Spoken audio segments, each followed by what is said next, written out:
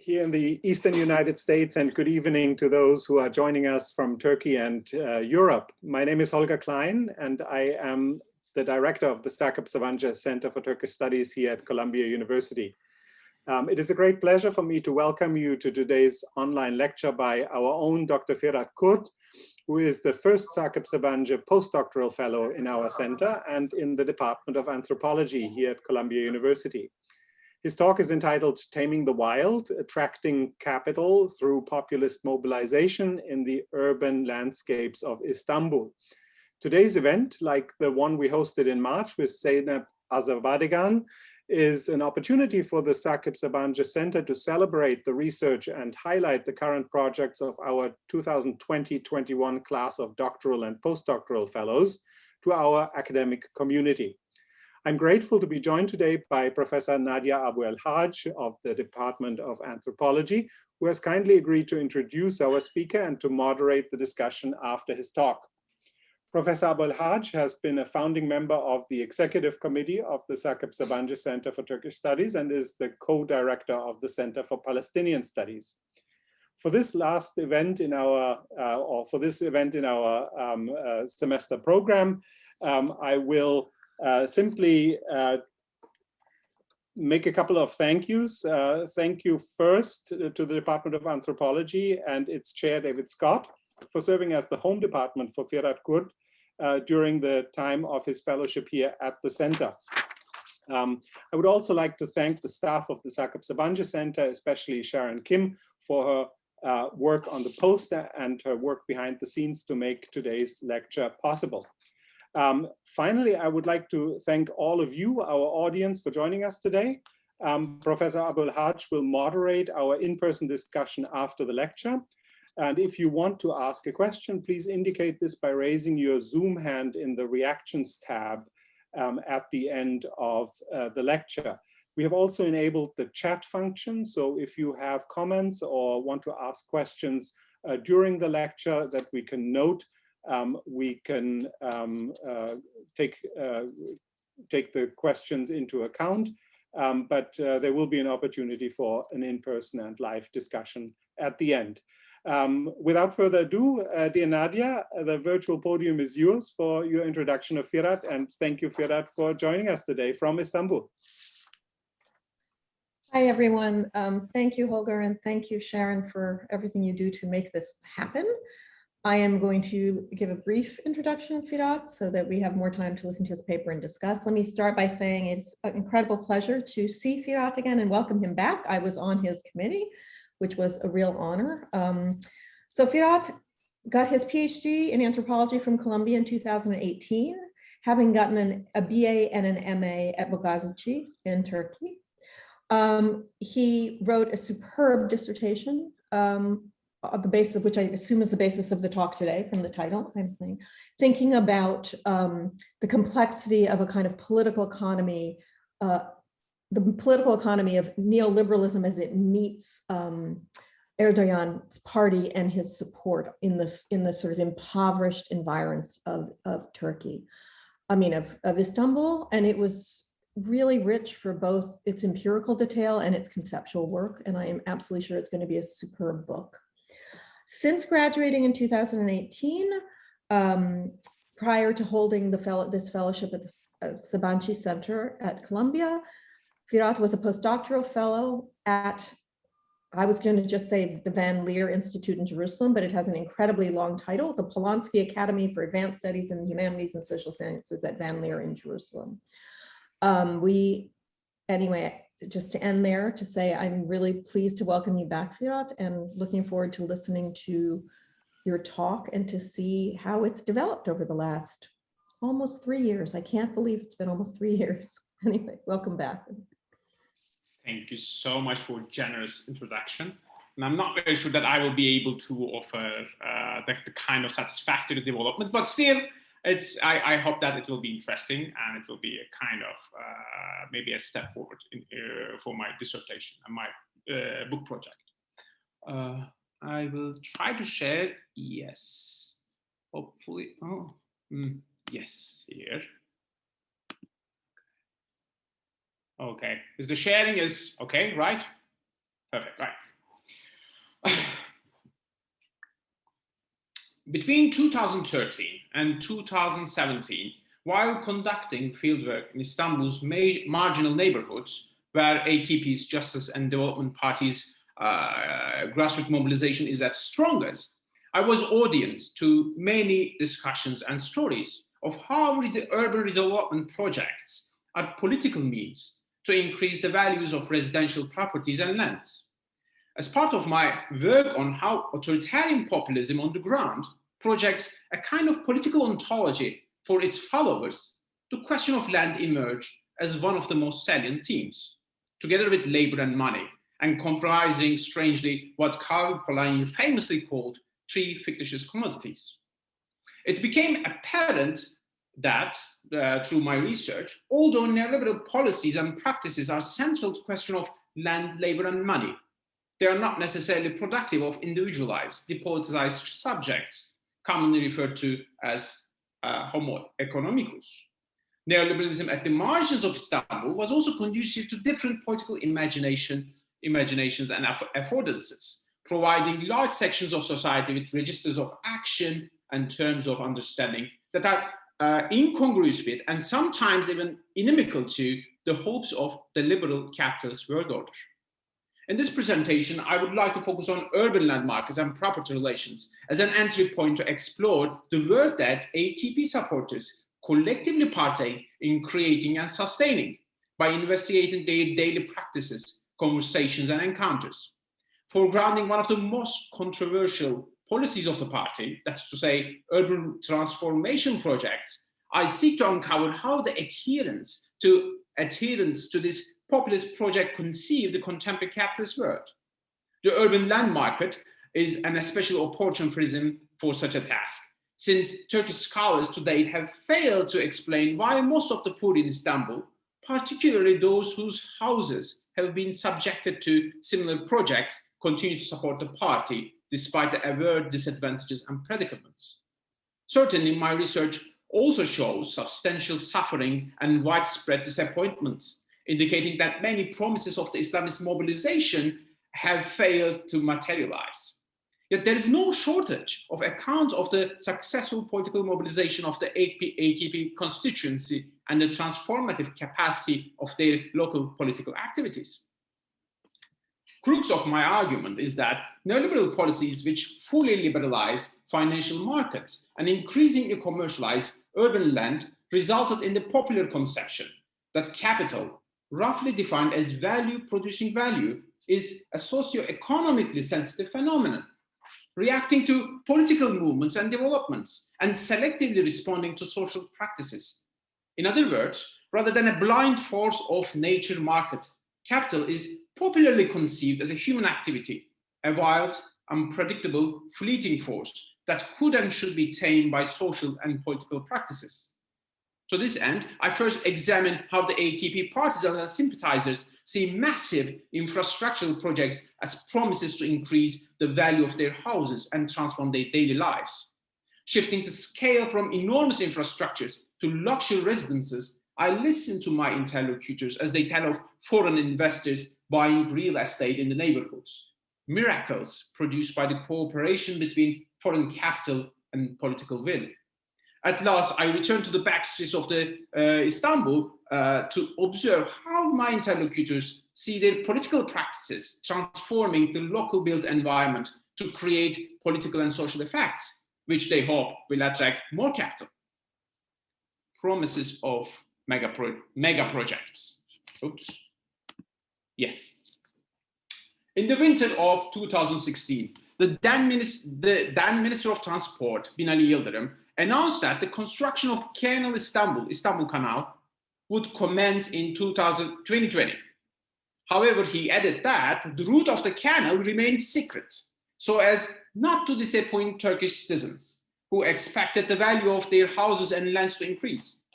In mainstream media, the project was presented as a component of party's effort to transform Istanbul into center of attraction for the world, as if increasing the total mass of infrastructural investments would produce a gravitational pull towards which foreign investments and herds of tourists would pour.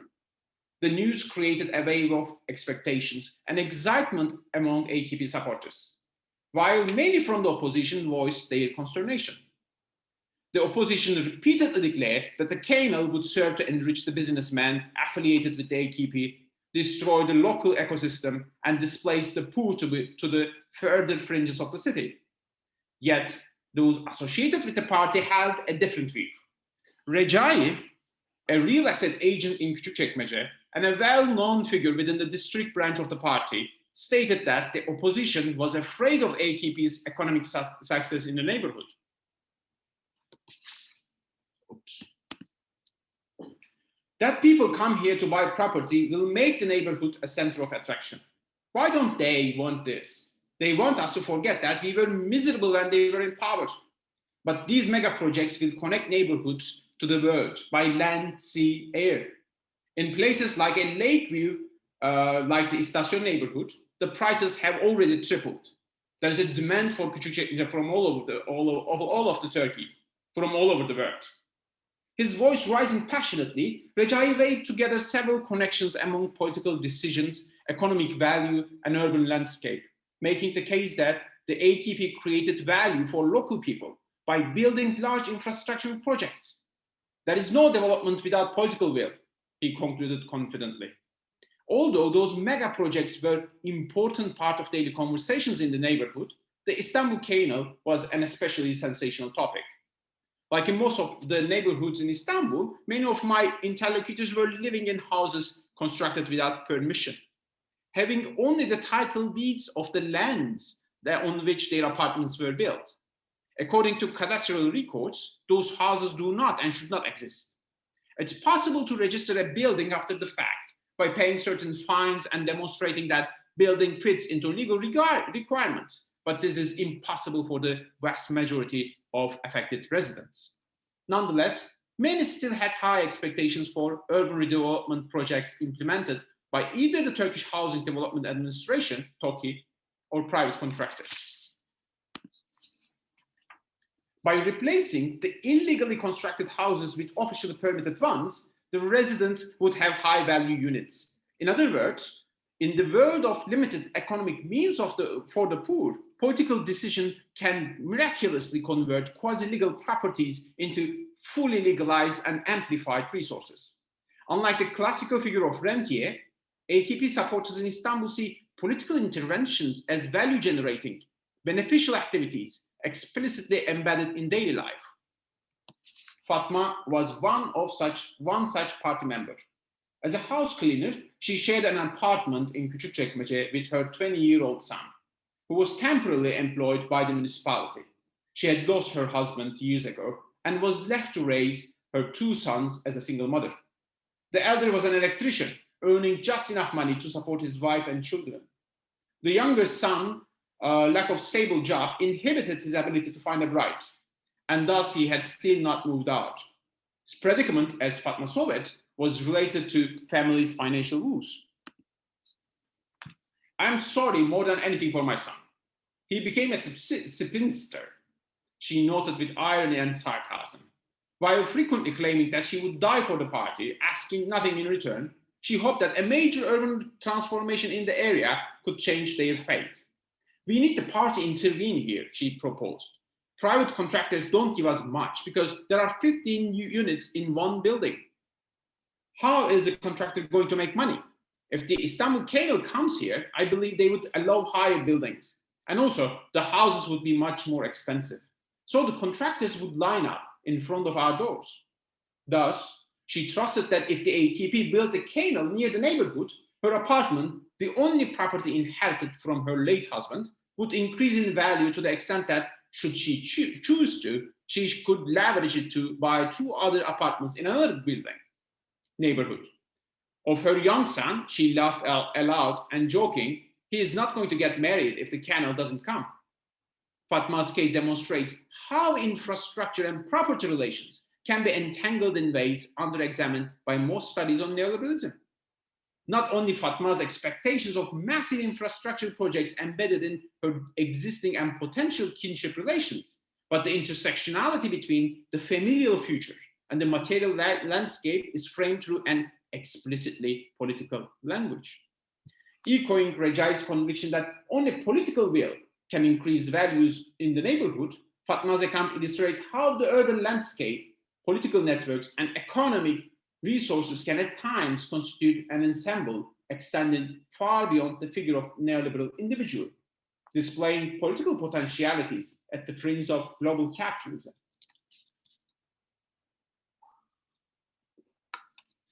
The grace of foreign capital, the ambiguities of the middle classes. The winner of the urban transformation lottery is Havalan neighborhood. Read a 2016 headline from Milliyet newspaper. The article announced that the urban transformation in Esenler had fulfilled its promises, having provided those people who were living in apartments worth 100,000 Turkish lira with new ones worth 500,000. Although the article was essentially political propaganda, it utilized one of the analogies I frequently encounter in the neighborhood during my research, the concept of lottery. Lottery represents the infinite potentiality of wealth creation through urban transformation, a prize that would change the life of the poor overnight. The term captures a commonality between mega infrastructural projects and more local, humble neighborhood property redevelopment ventures. Just as winning a lottery, the houses of the urban poor might suddenly become exponentially more valuable, either through urban redevelopment projects or through large infrastructural investments. Political will is constitutive in both instances, transforming the material landscape at different scales and to various degrees. However, an important question remains: what is the source of value in the urban land market? The political will might open the spigot, but there must be a place from which value pours. Nearly all the ethnographic encounters during my research indicated that international investors and the secular educated Turkish middle classes were perceived as the major sources of this value. When the first completed buildings of the Esenler transformation project were put on the market, some locals, even AKP partisans, openly voiced their misgivings about the luxury residential units. In a small coffee house in the neighborhood in 2018, I was having a follow-up meeting with 3 party members. An elderly man who had been eavesdropping on our conversation about the newly finished luxury units intervened and loudly declared, "The poor are waiting for their homes, while they build residences for the rich." Agitated, Salami, one of my interlocutors, responded, "They gave you an apartment worth 500,000 for your rubble. Where can they find the money? They will sell those houses to the rich so they can rebuild your slum." Returning to me, he said, "I cannot understand how people fail to see this. You have to attract people in order to make here valuable. You need to be at the center of attraction. Attracting people, in a way, is thus conceived as a way to produce value, a form of lottery logic that would increase the value of properties if the spell of the attraction holds." For many of my interlocutors, urban transformation is a means of value transformation, attracting capital through political will to augment existing values. However, new denizens of high-end residential areas produce uneasiness among locals even in the early 2010s. "This is a wrong policy," a veteran neighborhood politician, Hamza, warned me. "These people will not vote for the AKP. We may be making the neighborhood more valuable, but we are losing on the spiritual side. There's a very delicate balance here."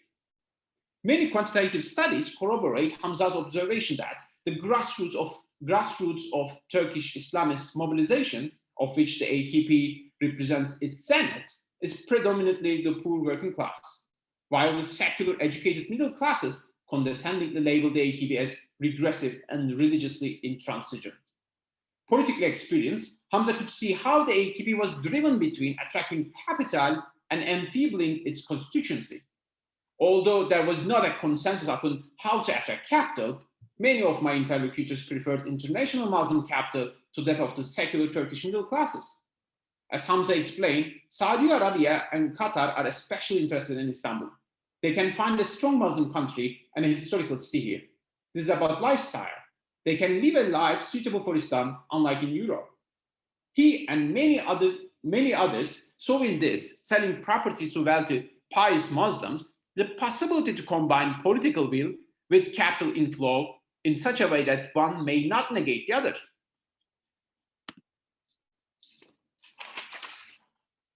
A peek into the mindset of real estate investors confirmed that my interlocutors are far from exceptional in their reasoning.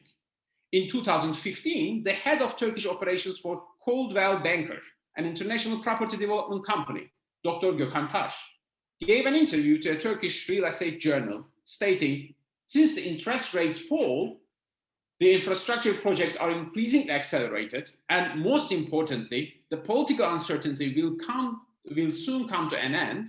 There will be a very significant growth.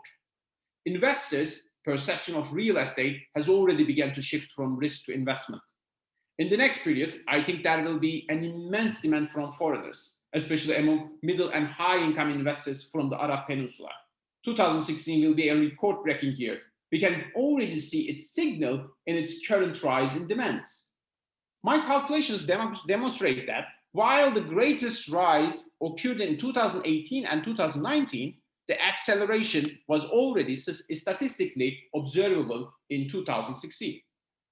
Ethnographically speaking, the popular expectations were already present in the 2013.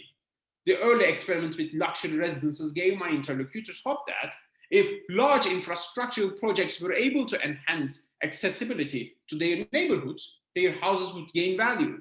Their neighborhoods would be frequented by rich people and their economic capacity would expand accordingly. Hamza's explanation that the political situation is very delicate was an expansion of this reasoning. As he saw, were the AKP to lose elections, it would result in suspensions of mega projects and concomitant urban transformation. For the opposition groups would retaliate against the AKP and punish its constituency through systematic neglect and abandonment, as exemplified by previous secular governments. Hamza thus shared the popular conviction that political will should be unchallenged in order to facilitate economic development. From Dr. Taş to Hamza, there's a common logic that connects international financial markets to political stability, and from there to the roads and canals in Istanbul's poor neighborhoods. However, Hamza went even further than Dr. Taş. For him, the political will of the AKP was essentially derived from popular support of the masses at the margins of the city. Hence, Hamza claimed that the newly developed properties should appeal to wealthy and pious foreign Muslims rather than the secular dissident middle classes. In the age of globalized, financialized capitalism, where capital may flee in a split second, it's crucial to attract it with pious lifestyles, take hold of it via luxury residences and infrastructural investments, and tame it through political will and determination. Only when it is tamed may this wild creature called capital reveal its wonders. Wonders of capital, from mountains of garbage to the model Bosphorus. Akhil Gupta once invited scholars to study structures of feeling that bind space, time, and memory in the production of location. Expectations of AKP's constituency are similarly embedded in the social memory of space as material and symbolic registers. Garbage, mud, abandonment, poverty, air pollution, lack of water, or rough roads. Such subjects often arise in daily conversation to illustrate how the poor of Istanbul were forced to live without essential public services before the victory of Islam's Welfare Party in 1994. We were unable to walk on the streets because of mud, states a common refrain of the time. It was in this context that the memories of the 1990s emphasized the transformation of the lived world, explaining how the political Islamist cadres mustered collective support in solving long-lasting afflictions of Istanbul's margins. One occurrence in particular encapsulates the transformation for my interlocutors, the disappearance of garbage mountains. Garbage mountains became a public concern in the 1980s, as the population of the city mushroomed from 2.8 million to 8.8 million in 2 decades. From the Ottoman medieval ages until 1953, the waste produced in Istanbul was dumped into Bosphorus, covering the strait with a layer of detritus so thick at times that it could prevent the passage of boats. As the volume of waste overwhelmed the sea, the municipality decided to allocate empty areas in Istanbul to be used as landfills.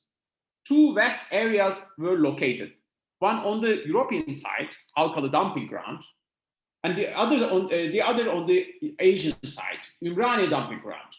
Since large highways were essential to transporting city garbage, the vicinities of dumping grounds became accessible for those who came to the city for work, but lacked housing. As the garbage slums grew in time, the amount of garbage amassing kept pace, continuously heaped up in decaying waste. Thus, the massive man-made mountains rose at the opposite end of the city, towering over the slum neighbors, wherein I would conduct my fieldworks years later. Unfortunately, we have very few photos, especially for my fieldwork, the Halkalı Garbage Mountain, and these are like really, really bad, but no one took picture of it before its closure. These two enormous mountains were constant sources of anxiety and hazard, inhabited by rodents and other vermin.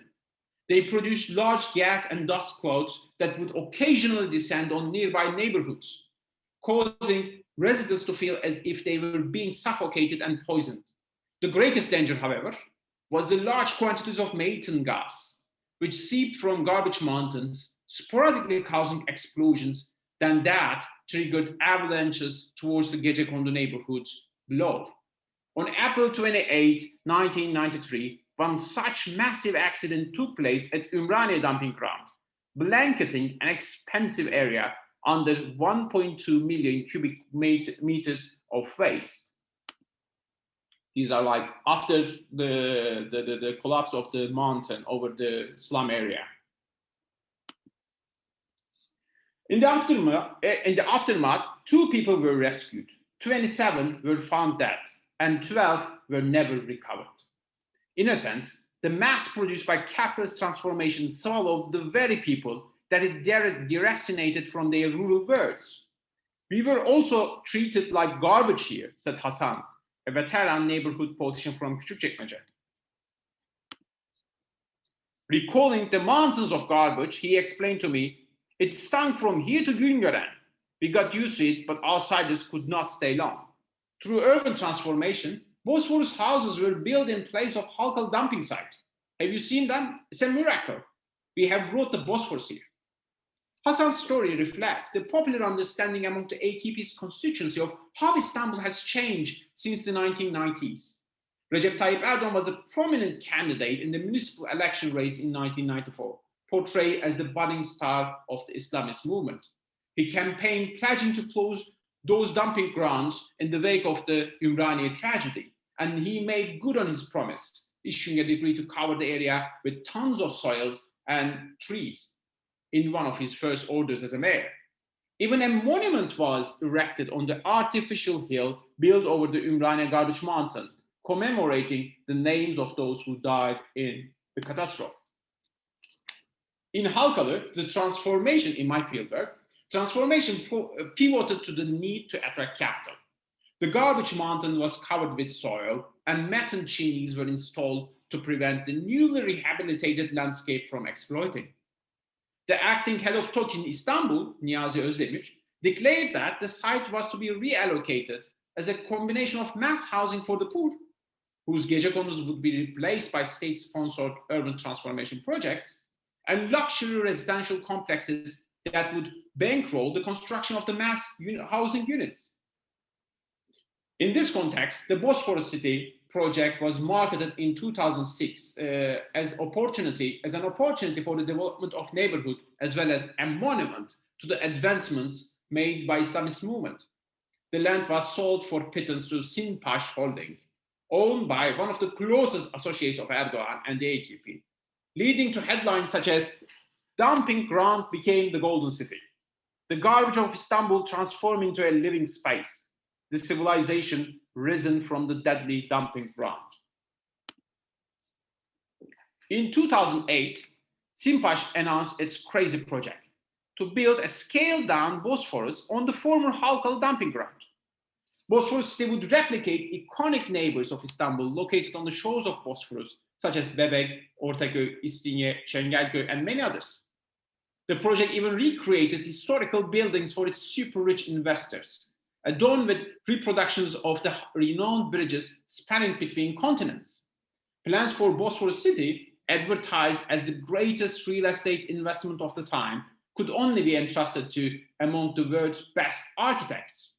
A German architect who had designed a Weimar-style replica city in the west of Shanghai, Albert Speer Jr., was selected to draw the master plan.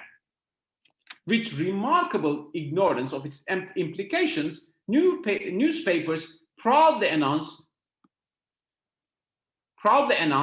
his father couldn't create Berlin, but his son is about to make new Istanbul, alluding to his father, Albert Speer, the Minister of Armaments and War Production in Nazi Germany, a confidant of Adolf Hitler, and the chief architect assigned to restore Berlin's greatness following the anticipated Nazi victory.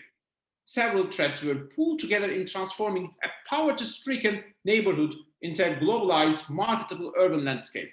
The Islamist movement, party-affiliated businessmen, international real estate actors, foreign customers, and renowned architects. Many people in the district spoke of the Bosphorus city as a symbolic of the AKP's capacity to effect changes in material scapes and life spaces at the margins. Accordingly, this project was a common discursive apparatus in political discussions. During one such heated debate in a local coffee house, a middle-aged party member, Serkan, began to complain about his friend who was critical of the AKP, bitterly remarking, "When you ask him where has all the garbage gone, he has no idea." He readily put forth his own theory, claiming that the municipality had used that garbage to produce natural gas and energy for the houses that the Saudis bought. Although he was confused about the mechanics of energy production, many people shared his belief that a group of pious partisans could even transform garbage and market it to the Middle Eastern wealthy. When I asked whether such amenities were only meant for the rich, he replied confidently, "Brother, when a place gets developed, its environment also gets developed. Infrastructure gets developed faster and job opportunities increase. I mean, movement increase.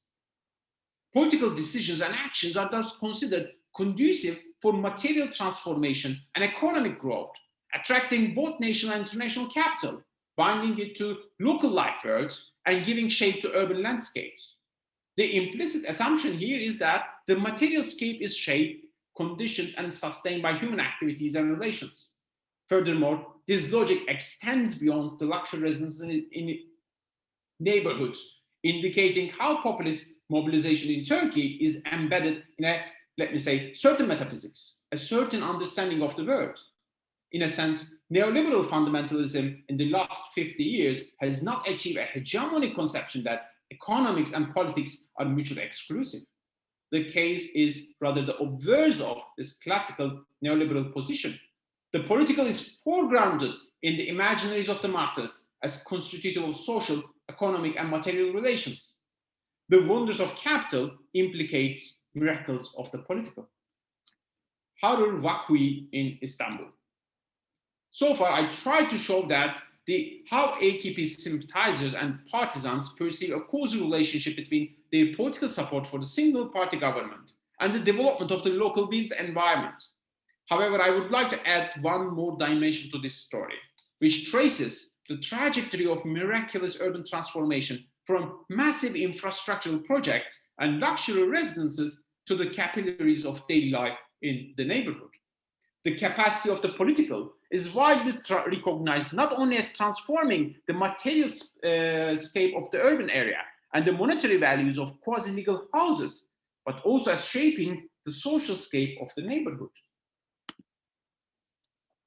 A science teacher in Halkalı, Kerem, was a dedicated AKP member who took the position of headmaster of the Halkalı Bilgi Learning Center, Learning House.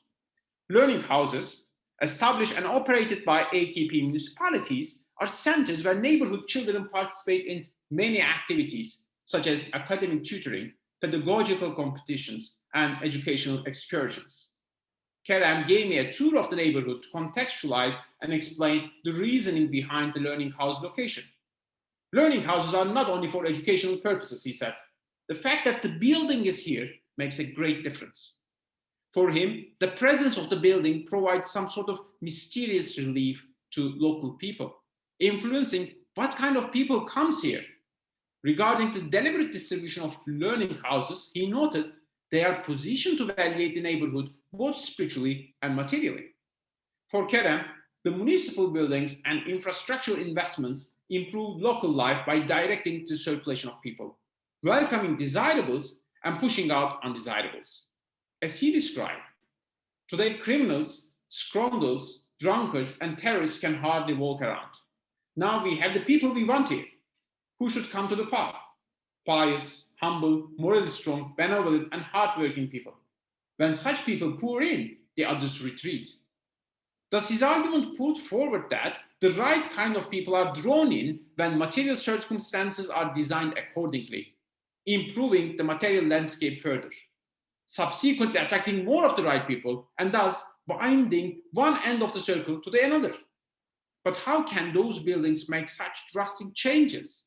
I asked Kerem. Speaking abstractly to express this common neighborhood sentiment, he replied, "This is not a direct influence, but rather an occult, mystical one. It is just like an increase in the value of house. A house price increases when a road passes nearby. It is nearby, it's necessary to fill the empty areas in life. Politics is filling the void. If you leave it empty, someone dangerous or something harmful may enter. This is about you, about your politics. You have to develop politics. If you leave somewhere empty, someone else would fill it for sure. In physics, there is no void in the universe. What does it mean? It means that you have to take steps accordingly. You have to perform useful work, your politics and your service in that way." Kerem was articulating a metaphysics that explained how the world works and how entities and human beings interact with each other, and what kind of forces people can enlist to achieve their desired ends. One of the greatest collective responsibilities is to oversee the social and material landscape. In a sense, such social and material characteristics are inextricable from one another. Using his previous experience at Inner Learning House, which was built in a crime-addled park, as an example, he illustrated how the pious and morally strong families crowded out dangerous people and materials after the arrival of the municipal building.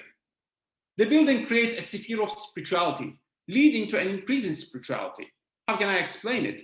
It's like the price of a house increases when a road passes nearby, or when a hospital is built nearby. The value of the house peaks. Here, we also have a spiritual peak, an immeasurable contribution. Only after that, you can see the increases in the values of the houses here. His narrative does not specify how spiritual qualities and material science coalesce, but it does endorse the widespread understanding that economic and political events are embedded in each other, and the material landscape and social landscape are inherently co-implicated. Although Kerem was a science teacher, his argument that there is no void in the universe was, strictly speaking, not correct. However, the appeal of this argument has a long history, going back to Aristotle's horror vacui, the unacceptability of the existence of void, and reaching its apogee in the 17th century. Chapin's and Schaeffer's classical work, Leviathan and the Air Pump, traces the contention between Thomas Hobbes and Robert Boyle concerning existence of the vacuum. Details notwithstanding, the crux of the discussion rests on what form of life should be supported. For Boyle, experiments were part of a world where collective witnessing and discussion reveals truths and ensure order. Hobbes, on the other hand, was insisting on human fallibility and manipulability, underlining that every witnessing and experiment has to be staged and produced, thus far from being absolute. Chapin and Schaeffer show that the concept of the void was unthinkable without a particular conception of the world. If the void exists, according to Boyle, constitutionally restricted democracy naturally follows. If not, as Hobbes argues, the absolute monarchy is secured. These analyses might be key to understanding Kerem's metaphysics if we reverse Shapen and Schaeffer's main conclusion, that is, solutions to the problems of knowledge are solutions to the problems of social order. The problems of economic knowledge cannot be separated from the problems of political order. Accordingly, solutions to the problems of political order, like increasing the spiritual quality of the neighborhood, are solutions to the problems of the economy, increasing the prices of houses. Kerem's learning house is only one example. Political activities, social habits, and material scapes are entangled with each other in Istanbul's neighborhoods, but it is publicly recognized that addressing one entails addressing the others. Kerem may be wrong about the universe, as was Hobbes. However, his logic holds if we interpret his reasoning that the political ontology of populism does not accept void, especially in Istanbul's urban landscapes. While there are many apparent differences between massive construction works and humbler local municipal buildings, there is a shared emphasis in terms of increasing control over signs, objects, and forces in the material landscape through political organization.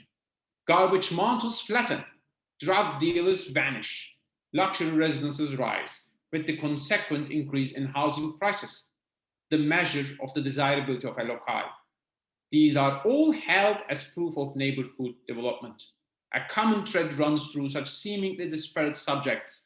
The political subdues the unruly forces of capital, directing it to beneficial ends and conferring benefits upon the pious. For many of my interlocutors, the wilderness of capital can manifest in many forms, from drunkards at parks to massive garbage mountains. But it can be tamed only through the collective determination of people and their spiritual strength. Conclusion. Leftist populism. The lack of leftist populism. Here I try to provide an anthropological study or investigation of how urban land markets at the margins of Istanbul operate in tandem with global markets, illustrating that the ontology of neoliberalism may be deeply intertwined with populist mobilization, potentially extending far beyond the figure of depoliticized individual. Foregrounding the entanglements of populist politics and urban land markets, I ethnographically question the scholarly tendency to conceive neoliberalism, depoliticization, and individualization as coextensive. I instead suggest that neoliberal policies might facilitate, I dare say even promote, political mobilization of the masses, even though these forms of politicization may be far from emancipatory. The increasing commercialization of the land market in Istanbul shows that the world which neoliberal policies are building is not necessarily inhabited by homo economicus, the paradigmatic figure who is politically detached and socially competitive. What property relations at the margins of Istanbul most sharply demonstrate is that the forces of capitalism can be significantly controlled through political mobilization and organization.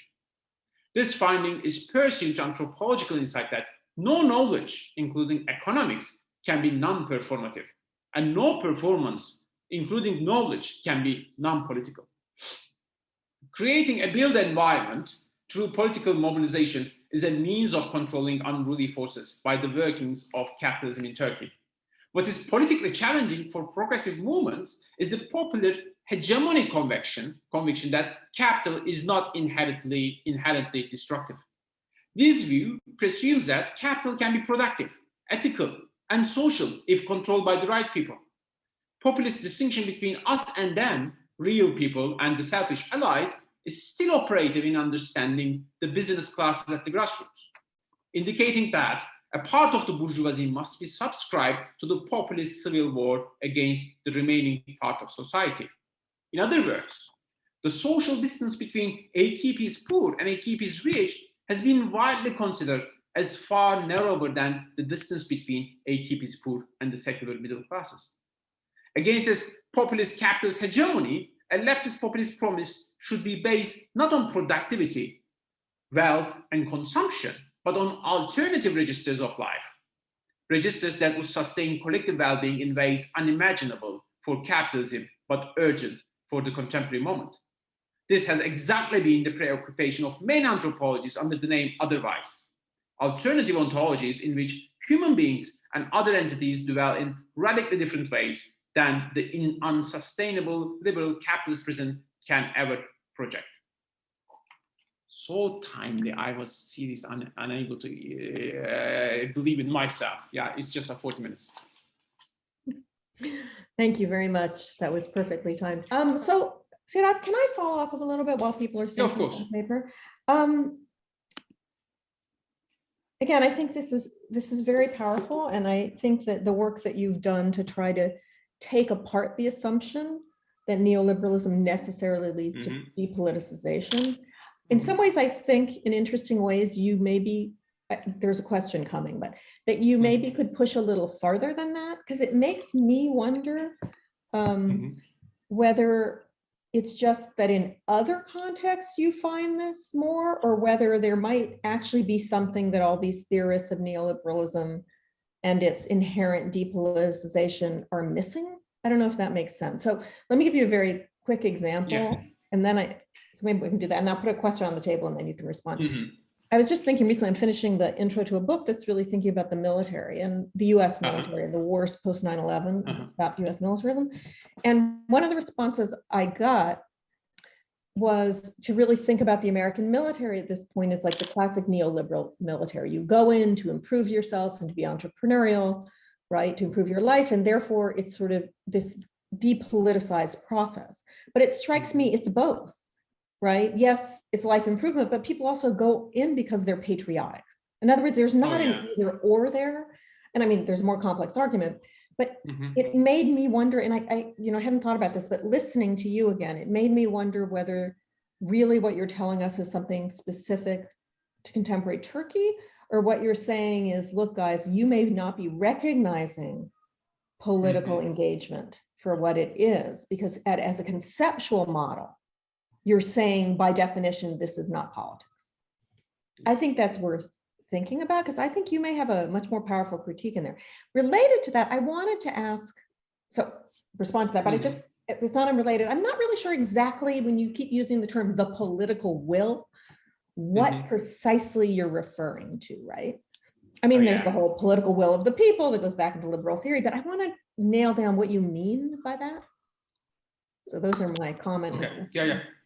Perfect questions. The first one is a little bit more complicated, because theoretically speaking, we can't find a kind of moment that really depoliticized ever. So it's impossible, even in 1990s. But maybe a kind of liberal project that might confiscate the political into some defined sphere, and then we can have non-political affairs. I think it's also closely related with the 1960s experience with the development projects and expertise knowledge, a kind of trust in science and economics that we can, if we assign the task of developing the countries and their economies and creating a kind of infrastructure for education and sciences, we can have a kind of objective teleological trajectory. But in current crisis, contemporary crisis, the situation is a little bit much more complicated, because even this crisis of dissociating politics from expertise and economic relations or scientific relations or educations created a kind of over-politicization and even anti-expert language. It's like even scientists are being derailed and humiliated, and they are, by many people, especially of course the much right-wing politicians and populist movements, as charlatans. So rather than saying that that was really a moment we had, like the distinction between politics and economics, and they were unrelated with each other, maybe it's how our scholarly discussions have been, at least for the most of the investigations and examinations, the focus on this much more economic, much more determined dimension, rather than seeing the contingent political affairs. That creates complications, because I think for many reasons, but one being that how we are going to locate, let's say, not subaltern people, but the impoverished people, those who suffer from these neoliberal policies, they still find a kind of niche to survive and even grow. So how we are going to explain the basic distinction between 1% and 99%, if 99% are being exploited by the 1%, it's pretty simple that you can just create a kind of revolution, but it's not going to happen. It's not happening, and most likely because the 99% is not a kind of homogeneous group, and the relationships, the interest relationships, political constitution of the social is much more complex. There are different the political vectors. And about political will, that's a kind of problem. Probably I was using as a kind of translation because in Turkish, they explicitly state there's political will, siyasi irade. They call it political will. So I just like, translate it directly. You're translating it. But but I and it's the party that uses that term or everybody?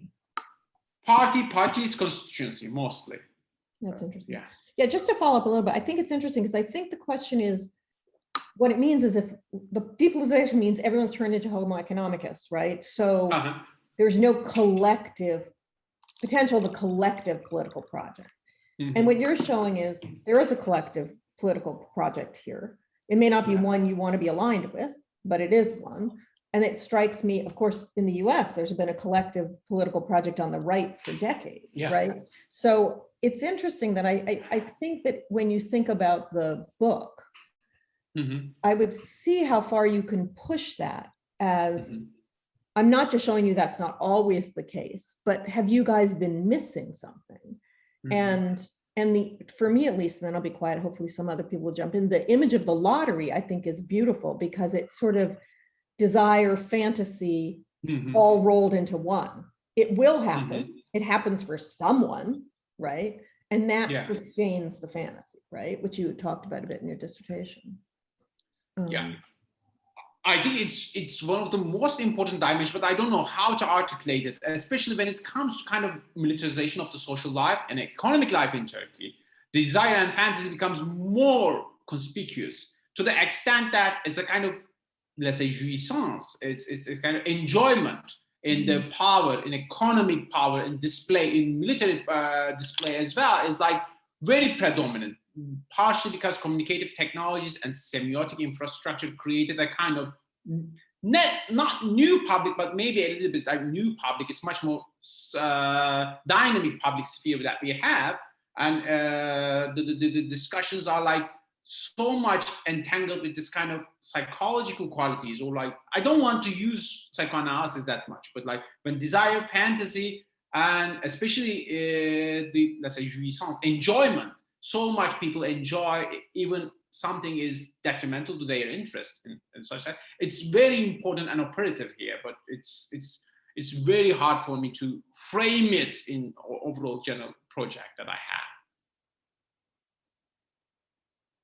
Oh, did you have another question? I can't tell if your hand's up. Yeah. Yes, I do have another question. Since I understand that you are the expert on political right in Turkey. So what I'm trying to understand is why is there still a great majority voting for? Why is the president still enjoying the popular vote? So that is something that I'm really curious about. So there's a lot of discontent, but he still enjoys the popular vote, and you mentioned something about it. Could you expand a little bit about that? Thank you. Thank you very much. There is no one dimension, but apparently it's not simply that people are misrecognizing their interests, but the Islamist movement in Turkey, starting with 1990s, even 80s, created a kind of constituency and grassroots mobilization, a kind of neighborhood life, neighborhood networks that created a certain form of life. Let's say people spend time, even they are unemployed. They do activities. Their social life is entangled with the parties and political mobilization structure. In maybe, of course, it's like multidimensional, and I'm trying to work on it in different venues.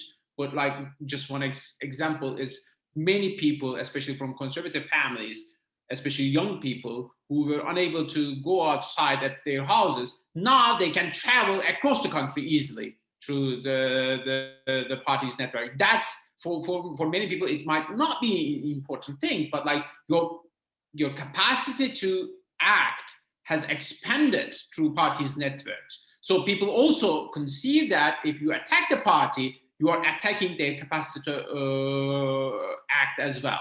So it's not simply a personal problem, but it's a kind of form of life. And very strangely, people metapragmatically articulate their position as such, meaning that they say that they are against our lifestyle, they are against our form of life, yaşam tarzı in Turkish. So they conceptualize in these terms, very near terms, and they understand, I think correctly, the political struggle is also implicating the ordinary people's lives as well. But as I told you, it's multidimensional. It's hard to have a kind of encapsulated answer.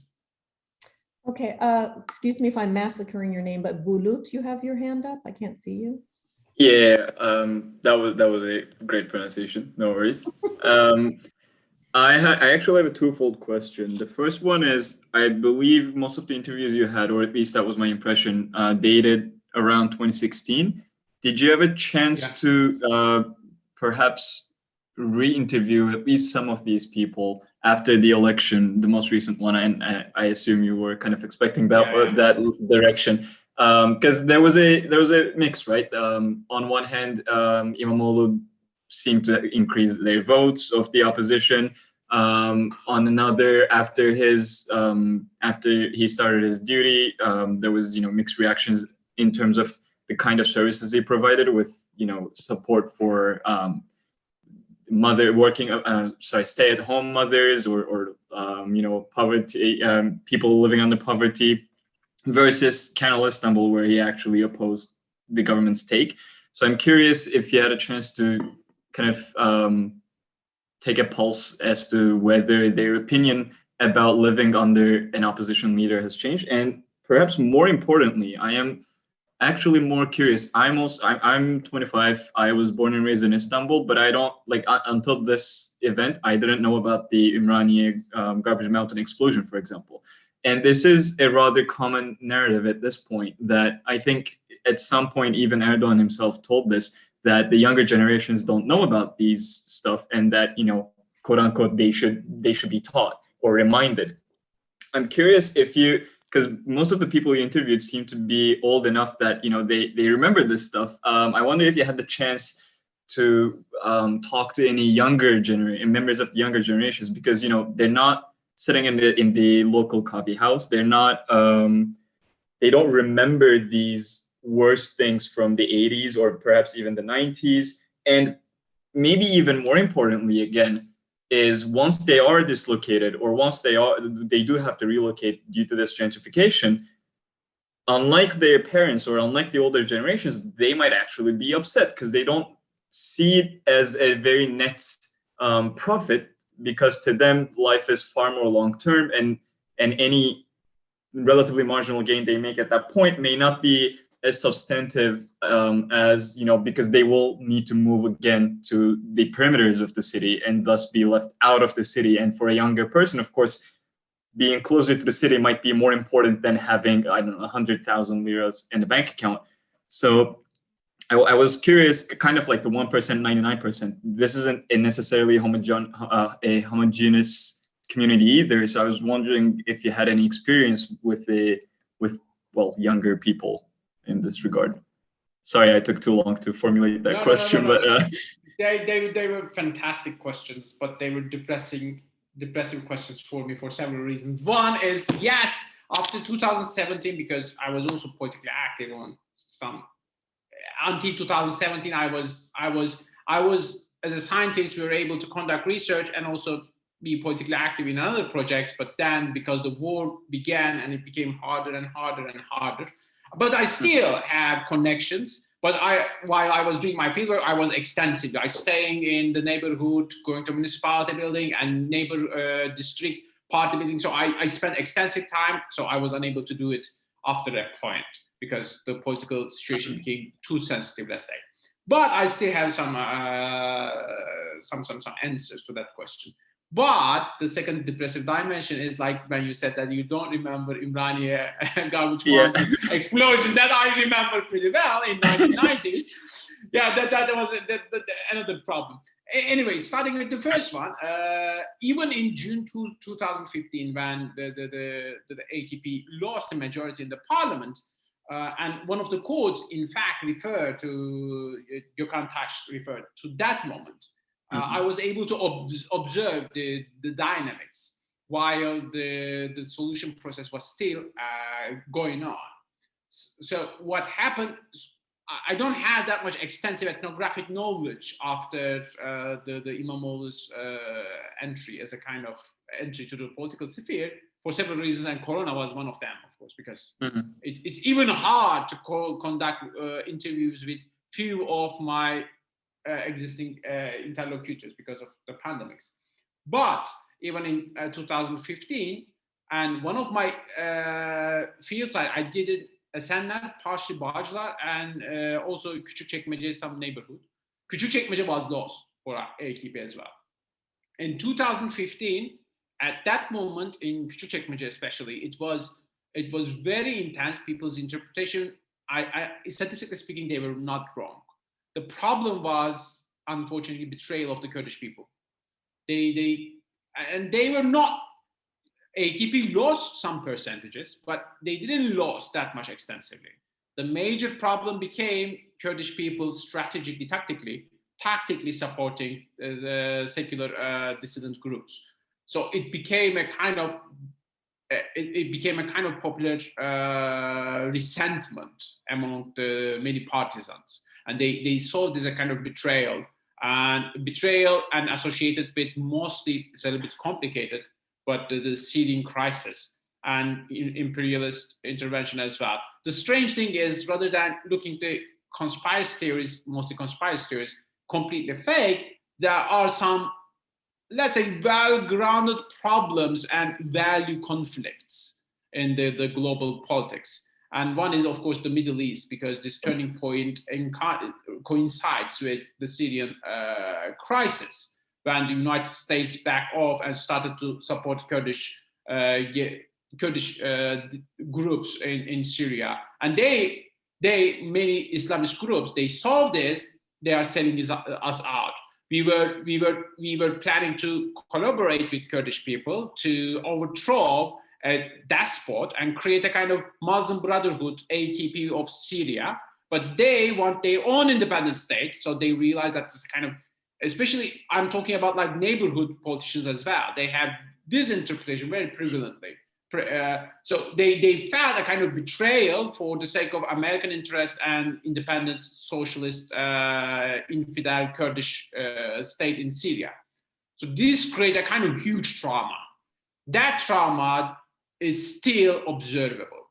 And it created a kind of resentment and revanchist political sensibilities among the constituency. So it made the relations tense. When it comes to younger generations, because of my intense field work, like while I was living that, it's like it was until 2017. So I was going in and out, but I was not living. So I didn't have chance to spend much time with, let's say, 18 years old, 16 years old, or 19 years old. But even at the time, it was obvious, as you said, younger generation has been the major problem for AKP and Islamist movement in general, that they are losing it. They are losing young generations. It's very hard, of course, at the age of Instagram. I see that it's pretty hard to organize a political movement as in 1990s or even early 2000s. But that was a kind of well-known political problem among the AKP's constituents and partisans. The only solution at the time, especially in 2016, is like talking to people's, let's say, Islamist/national sensibilities. When the discourse becomes much more like Turkey is in danger, it's young people are more inclined to listen to you. but the classical the politics of piety was not really that much working while I was in the field, and at least it was not as large as once it used to be. So that was a kind of problem. But yeah, for last few years, that I don't think that the situation has changed. But there are some statistics. Strangely, younger generation is much more supportive of the AKP. Very young. In the middle, it's like I'm not very sure about the accuracy because I didn't check them, especially ethnographically. It's nearly impossible. But I saw some qualitative research shows that between 18 and 25, there is a kind of increase in support. I don't understand how it's possible, but so I think there are many factors, right? Like on one hand, it's the only government they saw, and so it makes sense this sort of inertia that they just think, oh yeah, these people can work it. They also perhaps take a lot from the older generations where you're constantly reminded if other people come in, they're gonna crash us, like they're gonna bury us in garbage mountains and stuff, and so that could definitely play into some sort of a bias. But I suppose with the urban transformation, as a kind of secular leftist, I would expect that not the progress, but the partial progress in history that people would think, oh, it's young people would be much more open to, the not revolutionary, but dissident movements more than gradually becoming more dissident and more, open-minded.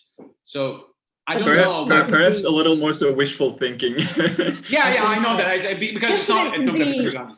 And dissident can be on the right. You can have absolutely, right? absolutely. So absolutely. Abdullah's had his hand up for a while. If you'd like to step in. Thanks.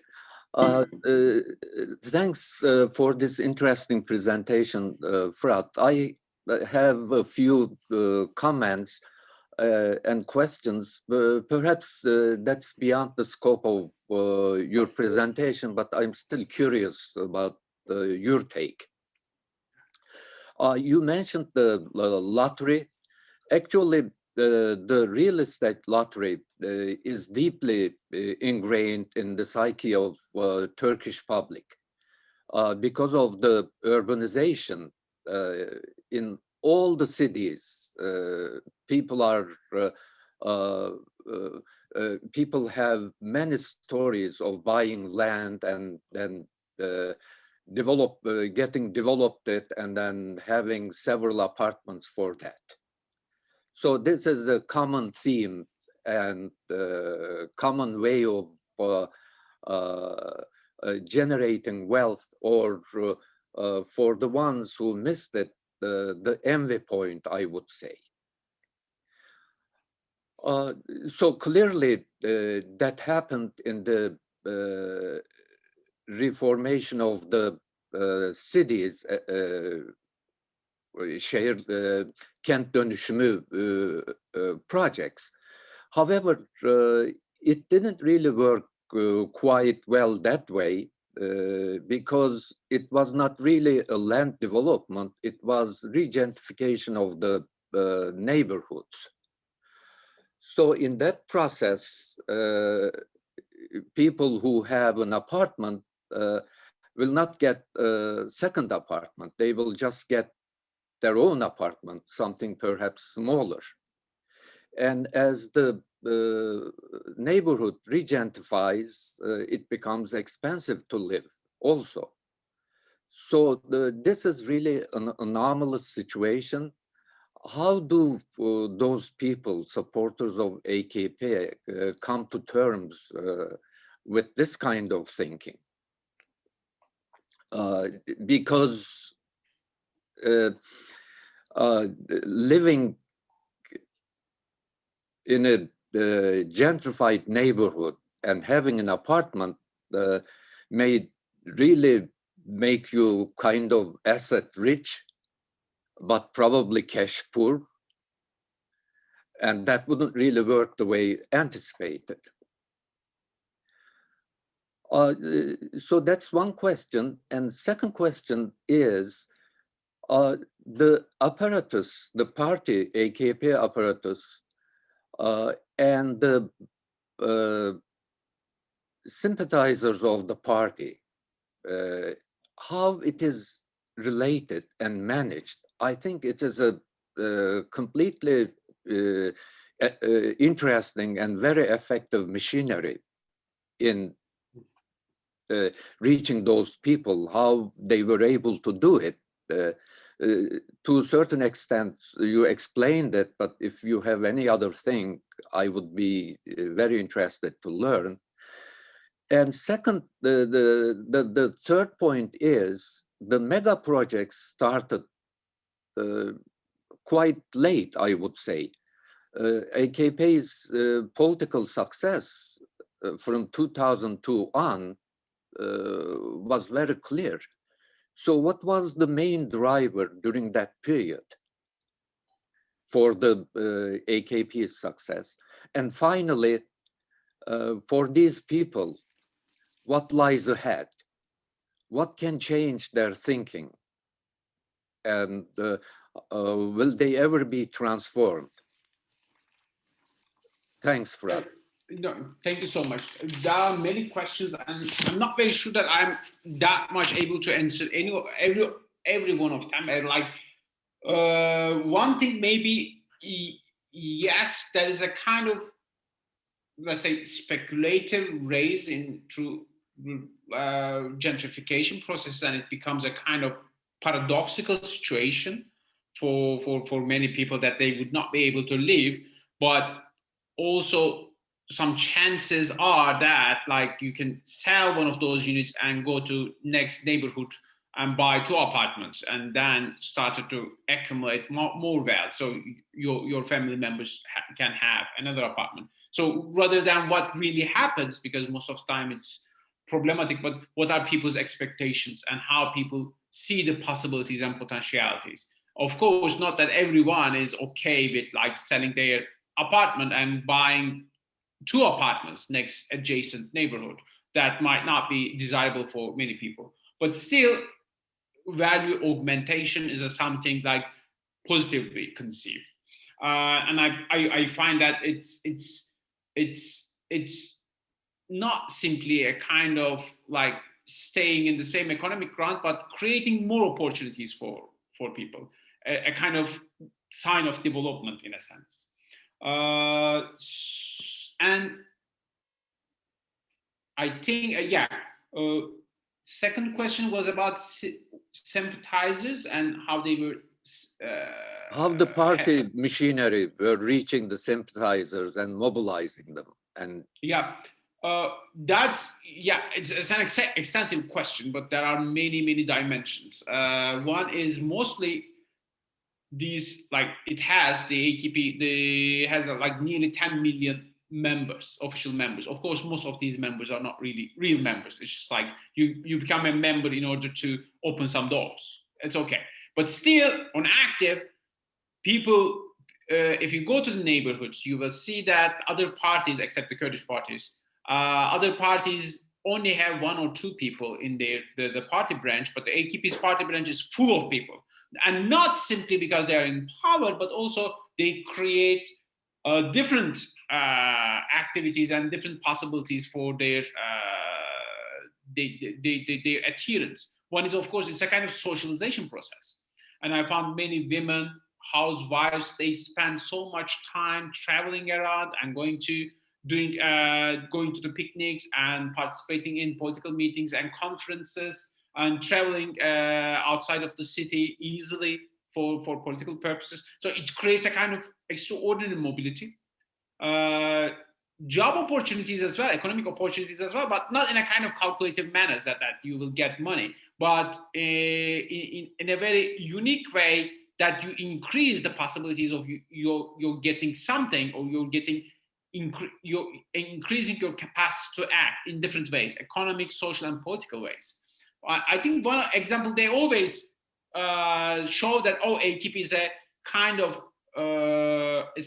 rotten place, and this is one of the examples they always give. These examples that some low member of the party steals millions of dollars, and they show this. Oh, this is the AK Party. People are going to the party and become like political Islamists because they want to steal money.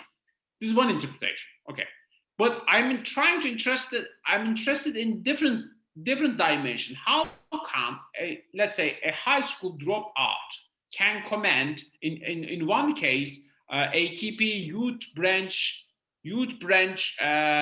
leader ask people in Konya, I think, he can arrange something with Turkey for construction, the housing, urban redevelopment project. He can arrange some good deal. So he collected, I think, nearly 150 million Turkish liras. At that time, $60 million, nearly. He ran away. But one interpretation is, okay, these are like the cheaters. They are trying to steal money. But my interpretation is, how come someone who is a high school dropout can command such immense resources through political networks? One interpretation, of course, is economic interest, but it's not simply economic interest. It's also political capacity is such that your power is immensely augmented. I think this is not necessarily a kind of individual interest-seeking behavior, but it's also understanding that like a social network, a social and political network, which allows you to move around the country and to do things that otherwise it's not possible. And I can easily see that there are many people who can also perform this kind of illegal activities, steal money, but they do not do it. So the power is not simply accumulating capital for your individual interest. It's also controlling. It's also accumulating power. So in that sense, I believe it provides a form of life which is different than its previous experience. And mega projects, they started after 2010, but even its early stages, their investment in infrastructure and urban development projects at least were announced and they were expected somehow. Of course, like crazy projects were less emphasized, but like immense infrastructural investments were taking place and expected, even in, let's say, 2005 or 2006. And what can, like how we can transform Turkey, like to impoverish working classes in Turkey, from populist right-wing movements to progressive left-wing mobilization, is, I think, it's not a theoretical question, it's a kind of practical question. That's the reason I'm always interested in combining science and technology studies and political anthropology. It's not a kind of fundamental laws. It's not a kind of abstract thing. It's a kind of laboratory that you have to go and experiment on it. It's not possible to have a kind of formula without having the experiments done and just like mobilizing people.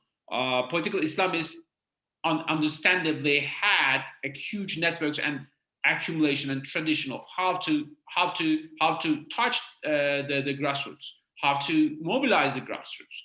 And unfortunately, after 1970s, Turkish left were broken by the army, and we lost that tradition and that capacity. And many leftist and progressive movements, unfortunately, became limited and restricted. So it's something not theoretically answerable. It's just like practically, it's a kind of practical invitation that we have to take and experiment on it. Okay, I know there's a couple hands still up. Unfortunately, it's 1:20 and we're gonna have to end. But if you want to continue a conversation with Fırat, why don't you share your emails in the chat, and then maybe you guys, Fırat, you can follow up. Does that make sense? But I think we're going to need to sign out, but I'll give you a few minutes to do that. In the meantime, I would like to thank, of course, everyone for being here. Oh yeah, Fırat, you can do it. That's the easier way too. You can just share yours, yes. thanks everyone for being here. And Fırat, thank you for that. Very, very rich Thank you discussion. so much, Nadia. It Clearly was great to have you in this setting. Yeah, I miss you. Thank you. And let's be in touch anyway, because I haven't seen you in a while. Thanks again to the audience and for your very robust engagement, which is a testament to the talk itself. Bye, everyone.